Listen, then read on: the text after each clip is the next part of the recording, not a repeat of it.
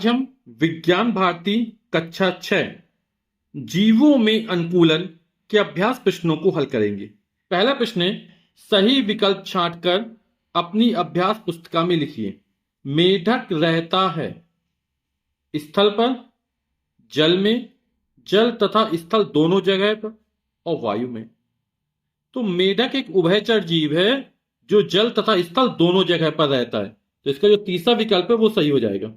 मछली सांस लेती है, तो आप लोग जानते अच्छे से ना, मछली गिल्स या गलफड़े या क्लोम के द्वारा सांस लेती है। ठीक है, गिल्स बोल दो, चाहे गलफड़े बोल दो, चाहे क्लोम के द्वारा बोल दो। ठीक है। ऊंट के कुबड़ में संचित होता है, तो ऊंट के कुबड़ में क्या संचित होता है? वसा संचित होता है। नागफनी का पौधा है, और नागफनी का जो पौधा है वो एक मरुस्थली पौधा है।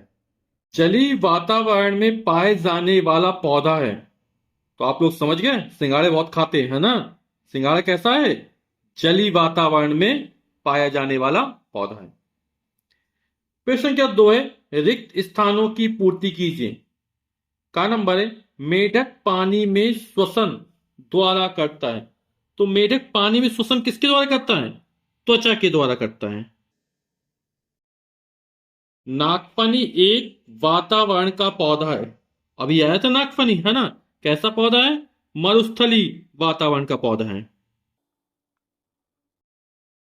तो नागफनी एक मरुस्थली वातावरण का पौधा है। अल्प विकसित जड़ें तथा वायु मृदुतक पौधों में पाया जाता है। ये कैसे पौधों में पाया जाता है? जलीय पौधों में पाया जाता है। आलू एक भूमिगत है। आलू एक भूमिगत क्या? तना है।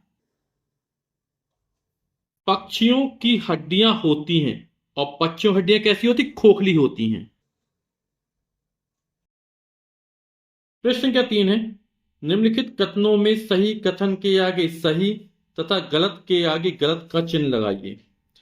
मरुस्थली पौधे कोमल तथा कमजोर तने वाले होते हैं। तो ये गलत है ना।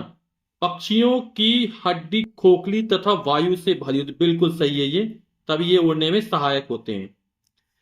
मरुद्भिद पौधों में जड़ें अल्प विकसित होती हैं। मरुद्भिद पौधे में जड़ें अभी चाहिए बहुत ज्यादा विकसित होती है ना, पानी की कमी होती है तो जड़ें गहराई तक चली जाती हैं, और बोले अल्प विकसित होती है तो गलत हो जाएगा।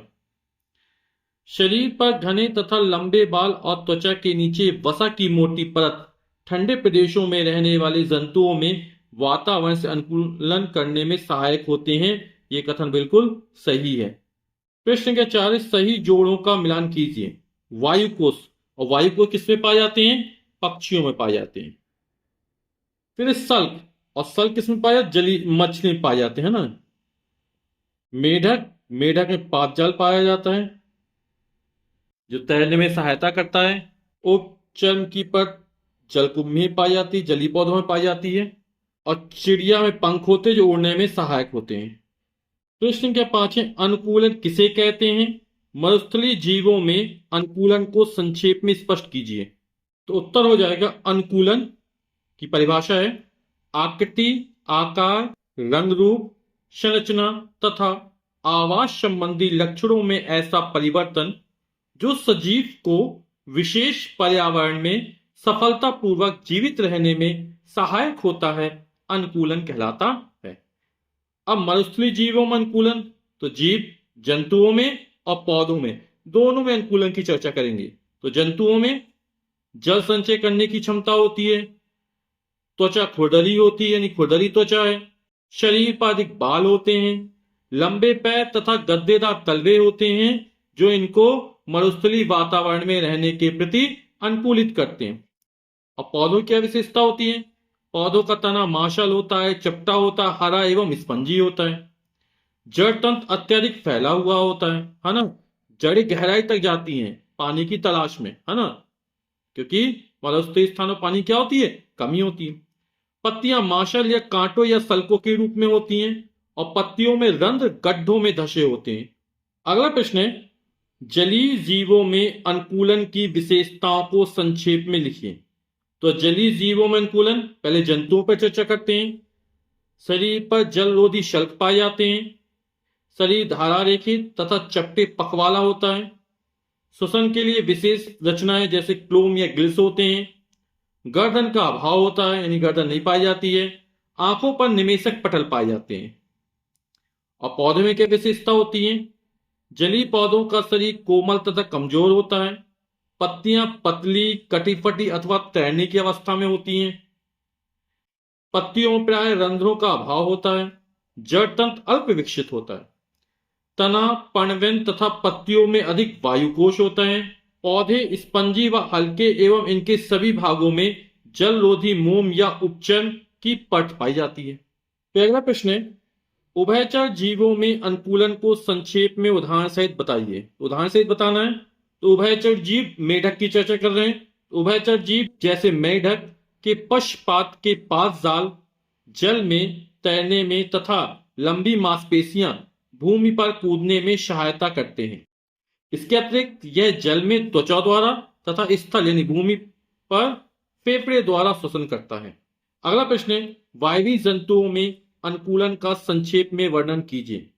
तो वायवीय जंतुओं में पहले अपन पक्षियों का वर्णन करते हैं, है ना। पक्षियों के बारे में लिखते हैं। तो पक्षियों के शरीर का आकार नौकाकार तथा धारारेखित होता है। इनके अग्रपादी पंखों में रूपांतरित होते हैं जो उड़ने में सहायक है। इनकी अस्थियां खोखली एवं वायु से भरी होती हैं। चौथा नंबर, फेफड़ों से जुड़े वायु कोषों में हवा भर जाती है जो उड़ते समय शरीर को हल्का रखते हैं। और कीटों में क्या अनुकूलन पाया जाता है? कीटों का शरीर हल्का होता है। जब ये उड़ते हैं तो 2 जोड़ी पंख फैला लेते हैं। इनके शरीर में श्वास रंध्र होते हैं जिनसे शरीर में हवा भरती और निकलती है। प्रश्न संख्या 9 है, मदार किस वातावरण में उगने वाला पौधा है? तो मदार का जो पौधा होता है इसके बोलते आक या अकौआ भी कहते हैं, है ना। और ये स्थलीय वातावरण में उगने वाला पौधा है। प्रश्न संख्या 10 है, किन्हीं 2 उभयचर जंतुओं के नाम लिखिए। तो उभयचर जंतु हो जाएंगे, मेढक हो जाएगा और सैलामेंडर हो जाएगा। ठीक। प्रश्न संख्या 11 है, जलीय अनुकूलन में पख की भूमिका बताइए। तो पख जो होते हैं वो क्या करते हैं? तैरने में सहायता करते हैं या पख तैरने में सहायक होते हैं।